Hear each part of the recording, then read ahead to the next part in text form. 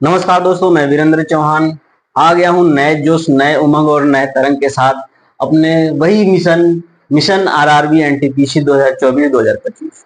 तो दोस्तों, समय बर्बाद ना करते हुए सीधी बात नो बकवास चलते हैं हम क्वेश्चन की दुनिया में।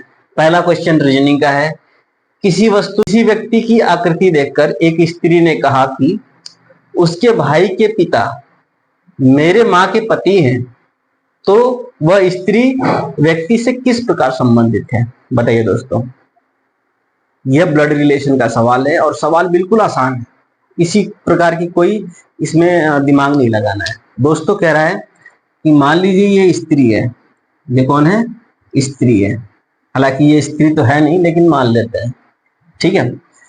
ये कह रहा है कि एक व्यक्ति की तरफ इशारा करके कहता है कि एक व्यक्ति से कहा कि उसके भाई, यानी ये व्यक्ति है, व्यक्ति के भाई, मान लो ये भाई है, भाई के पिता, ये पिता है, किसके? भाई के पिता। भाई के पिता मेरे माँ के पति हैं। ये माँ है इनकी, ये मेरे माँ के क्या है? पति हैं। तो दोस्तों ये इनकी बेटी है, तो ये भी इनकी बेटी हो जाएगी। ये इनका बेटा है, तो ये भी इनका बेटा ही हो जाएगा। और ये दोनों भाई भाई हैं, तो ये तीनों क्या हो जाएंगे? भाई बहन। तो स्त्री बहन लगेगी किसकी? व्यक्ति की। कितना आसान सवाल दोस्तों।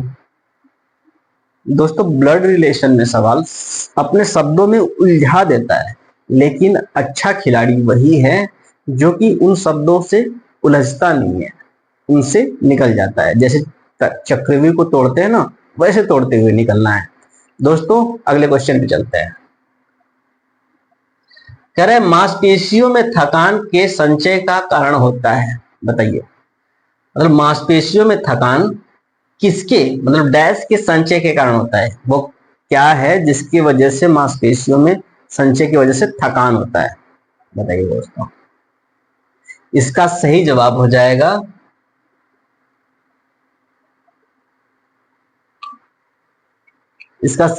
जाएगा लैक्टिक एसिड।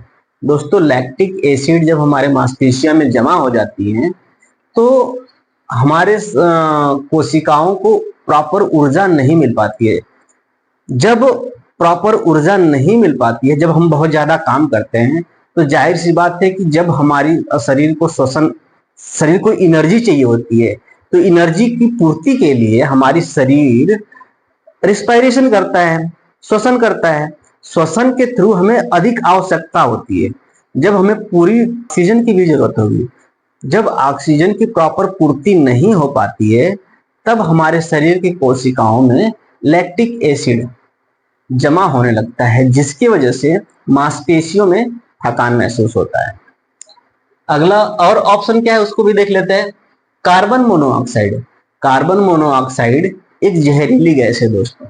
जब पेट्रोलियम से निकलने वाले ईंधन जैसे कोयला, पेट्रोलियम, किरोसिन, डीजल, या फिर लकड़ी का भी ले लीजिए, जैसे कि लकड़ी हो गया, पेपर, ये जब जितने भी फ्यूल हैं, जितने भी ईंधन हैं, जब उनका आंशिक दहन होता है, आंशिक दहन कहने का अर्थ है, मान लीजिए डस्टर है, ये डस्टर आधी जला आधी नहीं जला, इसको कहेंगे आंशिक दहन।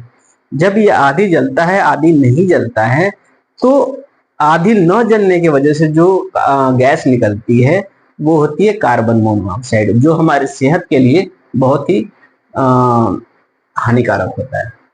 अगला ऑप्शन देख लेते हैं। अगला ऑप्शन है कार्बन डाइऑक्साइड। दोस्तों कार्बन डाइऑक्साइड हमारे पृथ्वी पर वायुमंडल में एक कार्बन डाइऑक्साइड की परत है, जो कि ग्लोबल वार्मिंग क्रिएट करती है। अब ग्लोबल वार्मिंग क्या होता है, शॉर्ट में देख लेते हैं ग्लोबल वार्मिंग क्या होता है।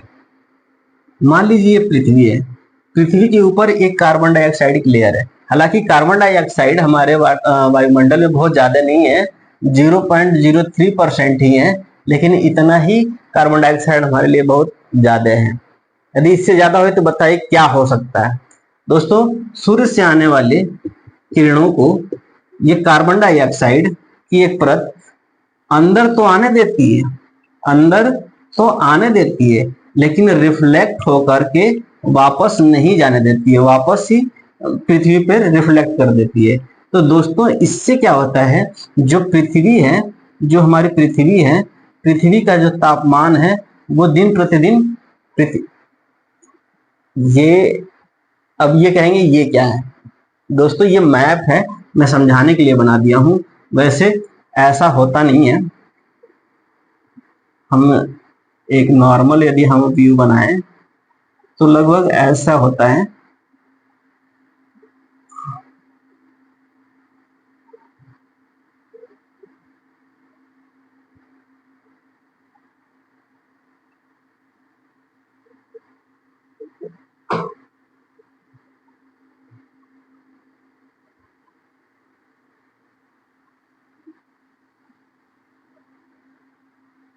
ठीक है दोस्तों, समझने के लिए बस। तो दोस्तों ये पृथ्वी है हमारी, हमारी इंडिया यहाँ पे है। तो दोस्तों जब सूर्य की किरणें हमारे पृथ्वी पे आ तो जाती है, लेकिन रिफ्लेक्ट होकर के फिर दोबारा वापस आती है, जिससे जो वायुमंडल का जो एटमॉस्फेयर है वो गर्म होने लगता है। जब एटमॉस्फेयर गर्म होगा तो जाहिर सी बात है कि अंटार्कटिका में जितने भी बर्फ, उत्तरी ध्रुव पे जितने भी बर्फ जमे पड़े हैं, पृथ्वी के गर्मी की वजह से उनका पिघलना शुरू हो जाएगा। जब वो पिघलना शुरू हो जाएगा तो क्या होता है कि पिघलने की वजह से जो नदियां में बाढ़ की स्थिति आ जाएगी, और बाढ़ की स्थिति में आने की वजह से जो समुद्र का जल स्तर है वो दिन प्रतिदिन बढ़ता जाता है। तो दोस्तों इस वजह से जो समुद्र का लेवल बहुत ही काफी बढ़ जाता है। और क्रिएटिन फास्फेट क्या होता है? क्रिएटिन फास्फेट, दोस्तों क्रिएटिन फास्फेट जो होता है वो शरीर के अंदर इंस्टेंट एनर्जी पैदा करने के लिए एक रासायनिक अभिक्रिया है, जिसके जो क्या करता है कि एडीपी, एडेनोसिन डाइफॉस्फेट को एटीपी में कन्वर्ट करके हमें ऊर्जा प्रदान कर देता है। चलते हैं अगले क्वेश्चन पे। सिरका बनाने के लिए डैश का उपयोग किया जाता है, किसका उपयोग किया जाता है? सिरका बनाने के लिए किसका उपयोग करा जाता है, बताइए। सिरका बनाने के लिए किसका उपयोग किया जाता है? Tartaric acid, malic acid, oxalic acid या एसिटिक एसिड? दोस्तों इसका सही जवाब हो जाएगा ऑप्शन नंबर 4, एसिटिक एसिड। अब ऑप्शन को देख लेते हैं। पहला है टार्टेरिक एसिड। टार्टेरिक एसिड किसमें पाया जाता है? दोस्तों टार्टेरिक एसिड पाया जाता है इमली में। इमली में कौन सी एसिड पाई जाती है? Tartaric acid. Malic acid, malic acid फलों में या कच्चे फलों में, जैसे कि सेब वगैरह में, सेब वगैरह में मैलिक एसिड पाया जाता है। सेब में कौन से पाया जाता है? Malic acid. ऑक्जेलिक एसिड, टमाटर में जो पाया जाने वाला एसिड होता है वो ऑक्जेलिक एसिड होता है। ऐसे ही लाल चींटियों में जो एसिड पाया जाता है उसको कह रहे हैं फॉर्मिक एसिड। ठीक है। खट्टे फलों में जो पाया जाता है उसमें पाया जाता है साइट्रिक एसिड। ठीक है दोस्तों, तो ये हो गया एसिड वाला सवाल। अगले क्वेश्चन पे चलते हैं। कह रहा है एक तत्व की द्रव्यमान संख्या 32 है तथा परमाणु संख्या 16 है, तो उसके परमाणु में न्यूट्रॉन की संख्या बताइए। परमाणु द्रव्यमान 32 है, परमाणु क्रमांक 16 है, तो न्यूट्रॉनों की संख्या बताइए। दोस्तों ये सवाल बिल्कुल जैसा मैंने लेक्चर नंबर 5 में दिया था, एज इट इज वैसा ही है। मैंने इस सब प्रश्न को इस वजह से लिया है ताकि आपको बता सकूं कि बस वैल्यू चेंज होता है, क्वेश्चन रिपीट होता रहता है। ठीक, तो दोस्तों चलते हैं इसका सोल्यूशन क्या आता है। हमें दे दिया है परमाणु द्रव्यमान, एटॉमिक मास, एटॉमिक मास इसको जेड से डिनोट करते हैं। ये दे दिया है कितना? 32। और एटॉमिक नंबर कितना है? एटॉमिक नंबर जिसे ए से डिनोट करते हैं ये है 16। तो फॉर्मूला होता है दोस्तों, नियम क्या होता है? जेड बराबर होता है number of proton plus number of neutron.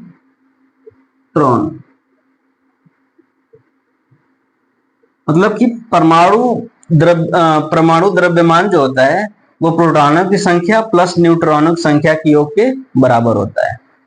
और एटॉमिक नंबर जो होता है वो नंबर ऑफ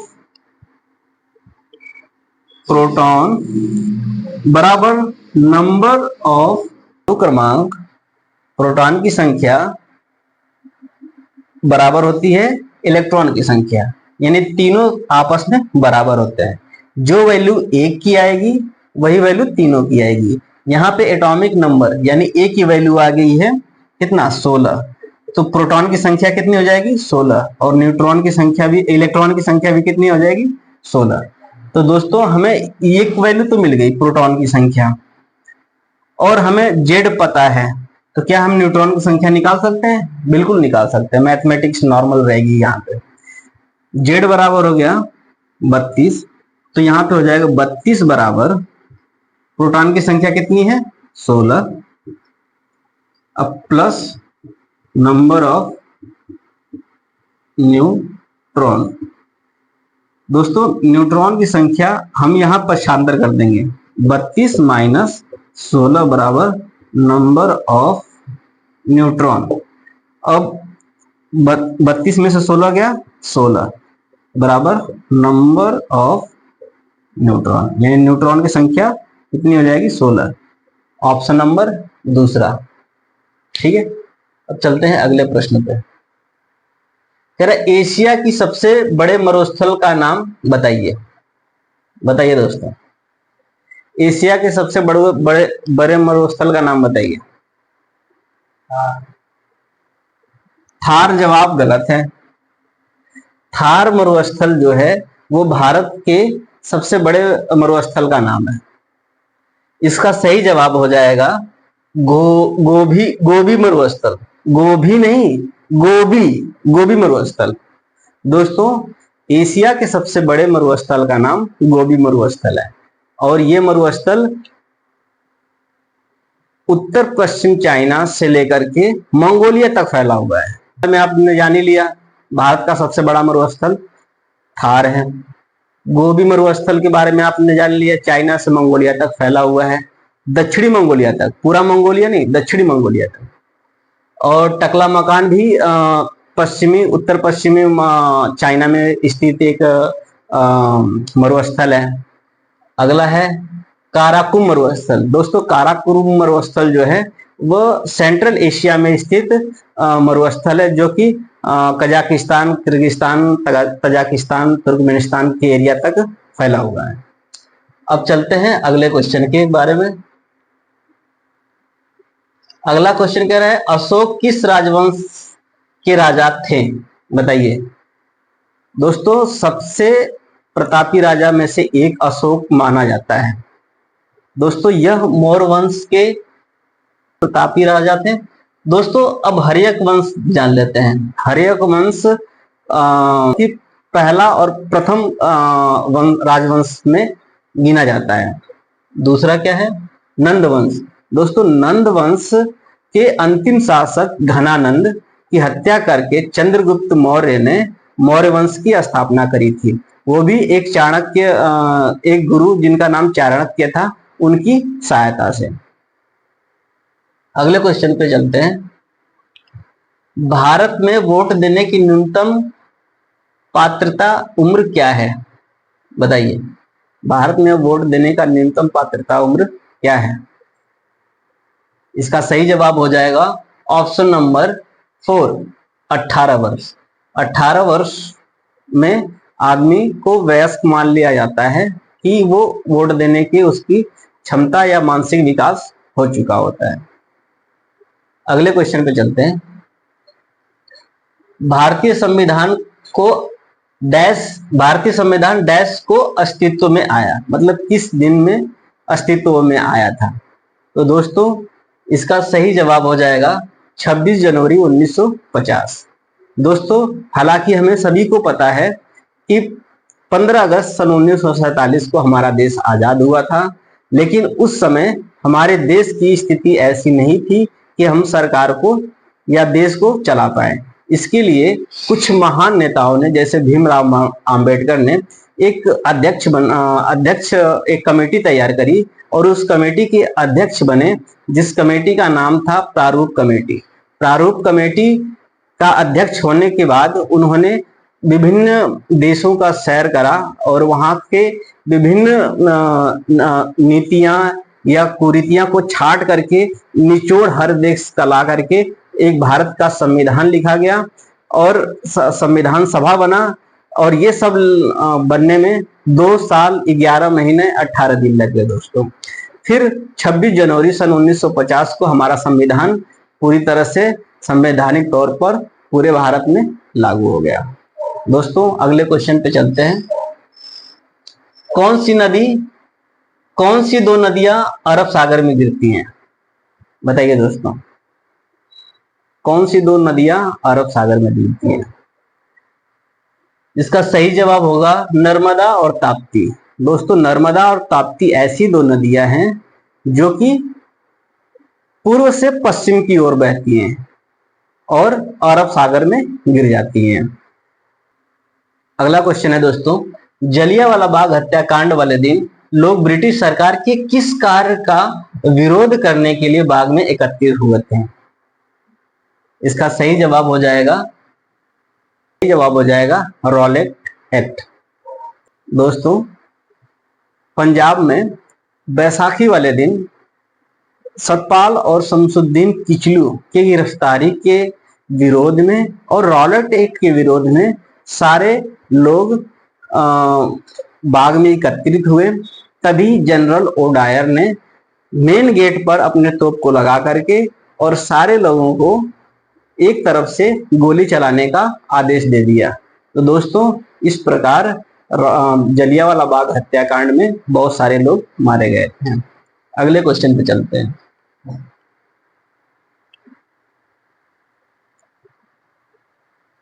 एग्रोएस्ट्रोलॉजी किसके अध्ययन से संबंधित है? एग्रोएस्ट्रोलॉजी किसके अध्ययन से संबंधित है? बताइए दोस्तों। ये है घास से। Option number 3। दोस्तों आपकी जानकारी के लिए बता दूं, जो एपी कल्चर है वो मधुमक्खी पालन के लिए एपी कल्चर में मधुमक्खी पालन का अध्ययन करा जाता है। सेरिकल्चर में रेशम के कीट के पालन का अध्ययन करा जाता है। वैसे ही एग्रोएस्ट्रोलॉजी में हम किसका करते हैं? घास के। घास, कौन सा घास का अधिक पैदावार है जो कि हमारे पशुओं के लिए अति आवश्यक है। दोस्तों हम अगले क्वेश्चन पे चलते हैं। अगला क्वेश्चन कह रहा है गतिज ऊर्जा का एक उदाहरण है। गतिज ऊर्जा का एक उदाहरण होगा कौन सा? निम्न में से कौन सा एक गतिज ऊर्जा का उदाहरण होगा? पहला है चलती हुई कार, विद्युत क्षेत्र में एक चार्ज कण, खिंचाव मुक्त रबड़ और मतलब खिंचाव मुक्त रबड़ बैंड, और चौथा है उपयुक्त सभी। बताइए दोस्तों, इसका सही ऑप्शन हो जाएगा ऑप्शन नंबर 4, उपयुक्त सभी, यानी चलती हुई कार। अब सबसे पहले जान लेते हैं गतिज ऊर्जा क्या होती है। गतिज ऊर्जा, गति के कारण वस्तु में जो ऊर्जा उत्पन्न होती है उसको कहते हैं गतिज ऊर्जा। ठीक है, तो जैसे ये चलती हुई कार चल रही है, यानी चलते हुए कार में एक ऊर्जा है, उस ऊर्जा को कहेंगे गतिज ऊर्जा। दूसरा है विद्युत क्षेत्र में एक चार्ज कण। मान लीजिए इंडक्शन लगा हुआ है तो इसमें मैग्नेटिक फील्ड बन रही है। ठीक है, ये नॉर्थ पोल है, ये साउथ पोल है, ऐसे मैग्नेटिक फील्ड बन रही है। तो मान लो कि यहाँ पे कोई चार्ज है, नेगेटिव चार्ज। मान लो यहाँ पॉजिटिव बन रहा है, यहाँ पे नेगेटिव बन रहा है।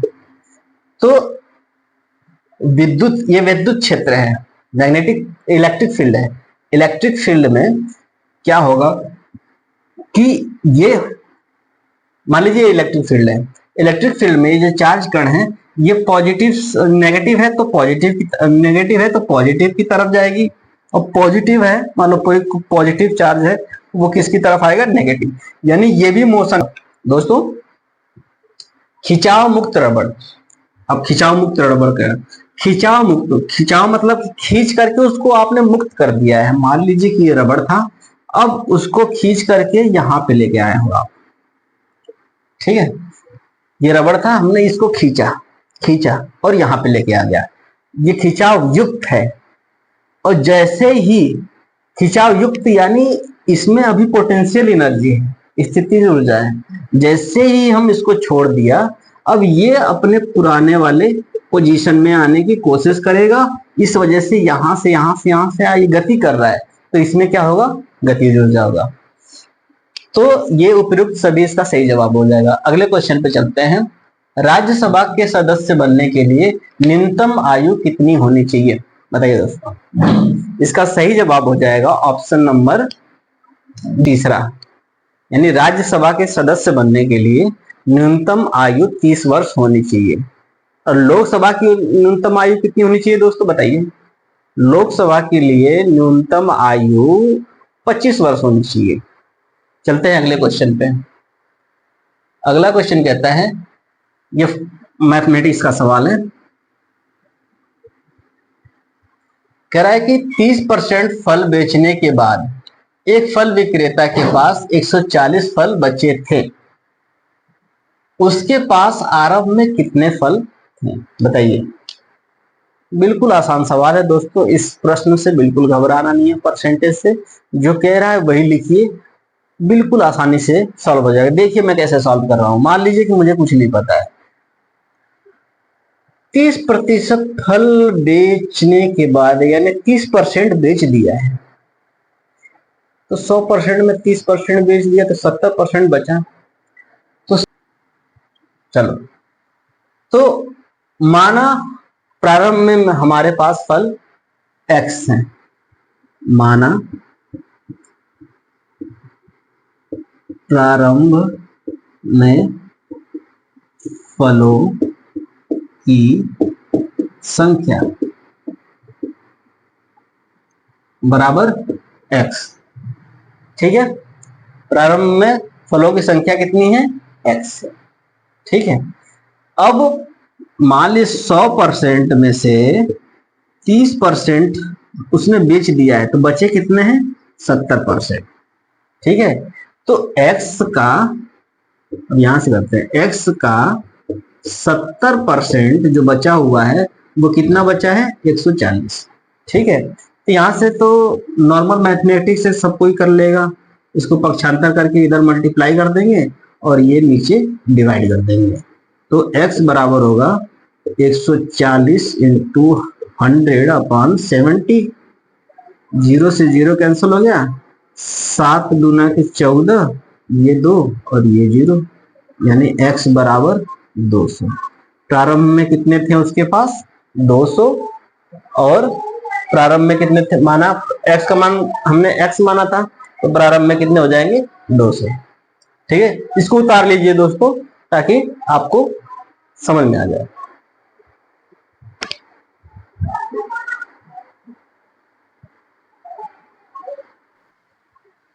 चलते हैं दोस्तों अगले क्वेश्चन पे। अगला क्वेश्चन कह रहा है 8% वार्षिक साधारण ब्याज की दर पर 1500 रुपए का 4 वर्ष का ब्याज होगा, बताइए कितना होगा। चलिए, ये सवाल दोस्तों बिल्कुल ही फॉर्मूला बेस्ड है। हमेशा ये पता होना चाहिए कि रेट क्या होता है, टाइम क्या होता है, मूलधन क्या होता है, ब्याज क्या होता है, साधारण ब्याज क्या होता है, चक्रवृद्धि ब्याज क्या होता है, इन सब के बारे में नॉर्मल जानकारी होनी चाहिए, ठीक है। तो फॉर्मूला होता है SI बराबर P गुणे R गुणे T डिवाइडेड बाई 100। आपने हाई स्कूल करा है, इंटर करा है, तो मैं मान के चलता हूं कि ये चीजें आपको पता होगी, ठीक है। तो SI को कहते हैं सिंपल इंटरेस्ट, हिंदी में कहते हैं साधारण ब्याज, टी को क्या कहते हैं, प्रिंसिपल या मूलधन।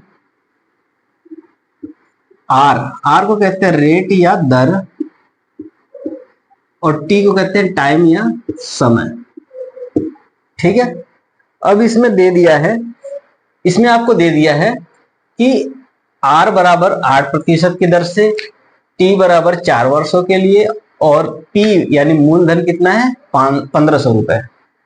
तो 1500 इंटू 8 इंटू 4 डिवाइडेड बाई 100। 2 शून्य से 2 शून्य कैंसिल होगा, 15 चौक को 60। कैलकुलेशन भी बिल्कुल आसान तरीके से बताता हूं। 15 चौक को 60 आ गया। अब ये जीरो यहीं रहने दो, अब इसका मल्टीप्लाई इसमें कर दो। 8 छक 48 और ये जीरो यहां ले जाओ, यानी जो SI बराबर हो जाएगा 480। दोस्तों ये तो 480 आंसर हमारा आ गया है ऑप्शन नंबर 2। लेकिन यदि मिश्र धन पूछा तो उस समय क्या करेंगे, उस समय क्या होता है, ए बराबर हो जाता है SI प्लस P, यानी 1500 प्लस 480 बराबर हो जाएगा 1980 रुपए। इसका पूरा अमाउंट हो जाएगा, यानी 4 साल बाद उस व्यक्ति को 1900 रुपए मिलेंगे यदि वो 1500 रुपए देता है 8% की ब्याज दर पर 4 सालों के लिए। ठीक है, क्लियर। अगले क्वेश्चन पे चलते हैं, इसको मिटा देते हैं। अगला क्वेश्चन कहता है दोस्तों, 3/4 को प्रतिशत के रूप में किस तरह व्यक्त किया जाता है। दोस्तों कोई भी भिन्न हो उसको प्रतिशत में बदलने के लिए 100 से मल्टीप्लाई कर देंगे। जैसे ये इसी को ले लीजिए, 3/4 इंटू 100, 4 दूना 8, 4 5 20, 25 इंटू 3, 25 तिया 75%। ऑप्शन में है कोई, ऑप्शन नंबर 4। दोस्तों मान लीजिए कि ये आपको क्लियर करने के लिए मैं एक और भिन्न दे देता हूं, 1/2। 1/2 को जानते हैं, आधा होता है, 50% होता है। 1/2 इंटू 100,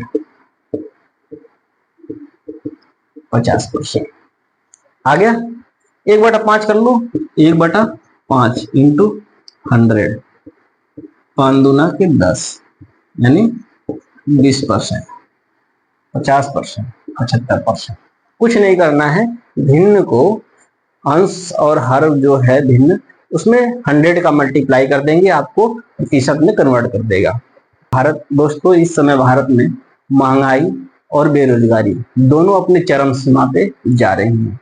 दोस्तों ये कंपटीशन के उस लेवल को हम क्रॉस करने वाले हैं जहां पे रोजगार मिलना बहुत ही मुश्किल है।